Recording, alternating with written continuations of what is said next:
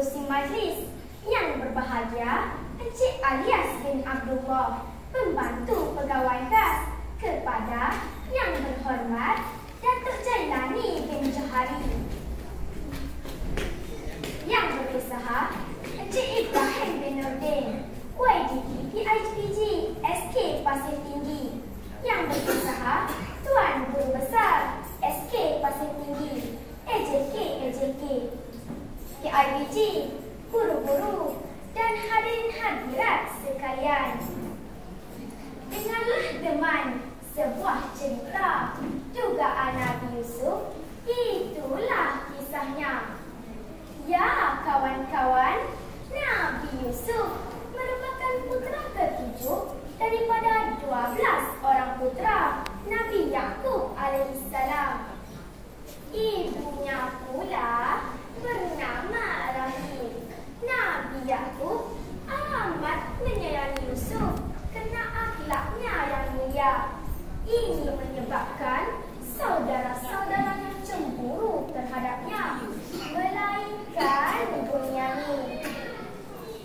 Di suatu malam Yusuf bermimpi melihat bulan, bintang, matahari bersujud kepadanya. Apakah terjadi?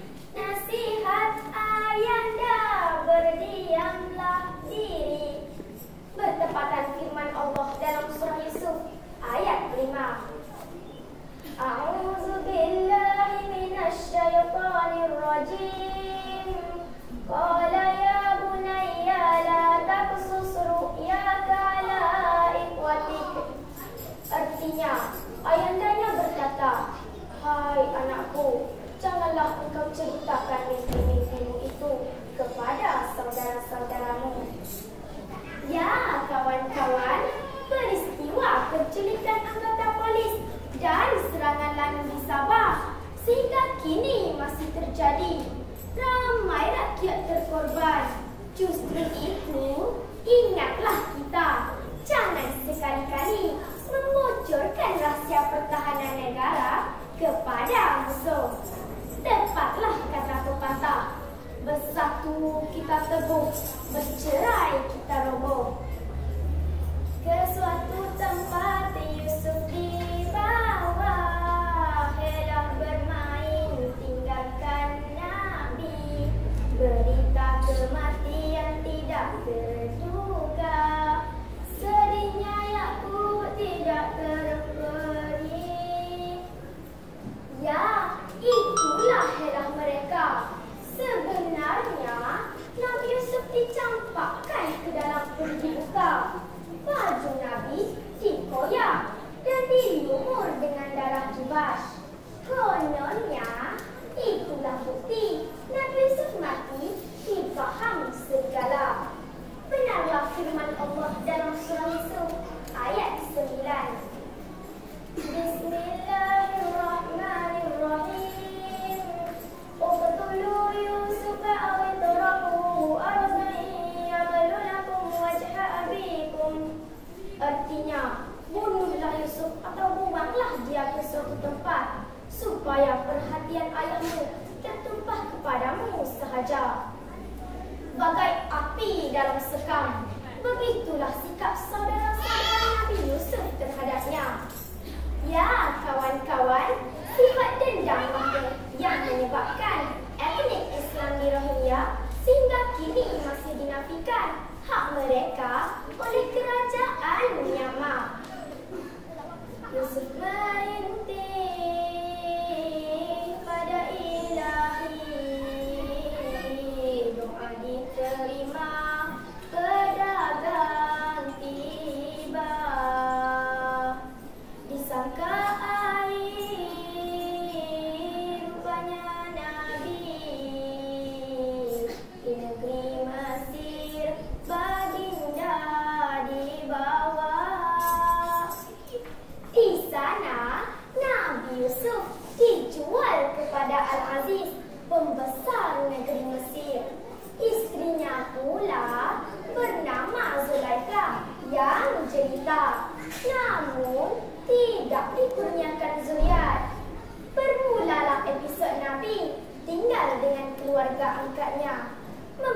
pula dengan sempurna, berbudi bahasa dan tampan sekali orangnya.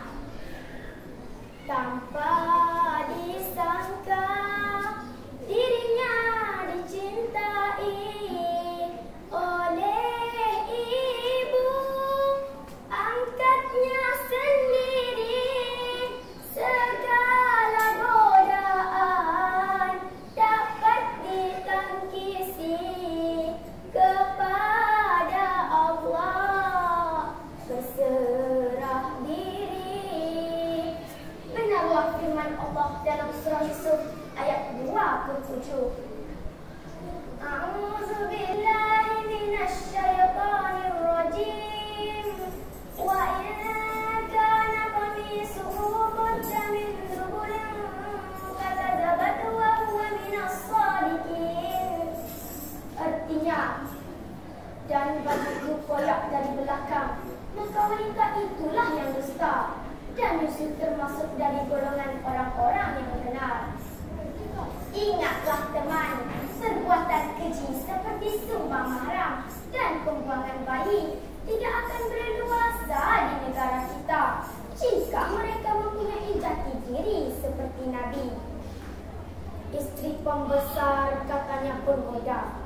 Jemputan makan, dendam terlaksana. Ditampil Yusuf kepada mereka, jari terpotong melihat ketampanannya.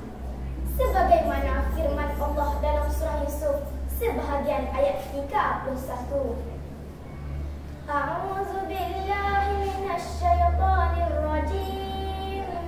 Falamma ra'aynahu akbarnahu wa qatta'na aydiyahun.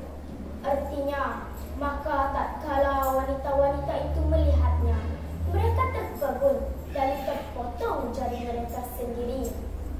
Ya kawan-kawan, Nabi Yusuf dipenjarakan oleh Al-Aziz kerana desakan Zulaikha. Di dalam penjara, Nabi beribadah kepada Allah. Tafsiran mimpi anugerah ilahi, kebenaran tafsiran jelas terbukti. Suatu hari raja bermimpi di bawah menghadap Fir'aun menanti. Raja bermimpi melihat 7 ekor lembu gemuk dimakan oleh 7 ekor lembu kurus. Yusuf mentafsirkan mimpi raja. Tuanku, negara ini akan dilanda kemarau yang panjang selama 7 tahun. Tuanku hendaklah perintahkan rakyat supaya menanam tanaman selama 7 tahun berturut-turut. Dilantik Yusuf sebagai menteri, terkenal baginda di serata negeri. Ayahanda saudaranya bertemu kembali kepada Allah, bersyukur Nabi. Ya kawan-kawan, Nabi Yusuf telah memaafkan dosa saudara-saudaranya. Cari-cari bulu ayam akhirnya tercantum jua. Begitu juga banjir besar yang melanda 3 buah negeri di Malaysia. Uluran bantuan bertali arus tanpa mengira bangsa atau fahaman politik. Demikian agungnya kisah Nabi, sentiasa sabar ketika diuji. Sekian, wabillahi taufiq wal hidayah. Wassalamualaikum warahmatullahi wabarakatuh. Terima kasih diucapkan kepada adik Khalifah Tanah Asia atas persembahan ini tadi. Dan seterusnya marilah diikuti ataupun hayati persembahan kedua, iaitu persembahan nafsi kepada kumpulan Sautul Mujahidin.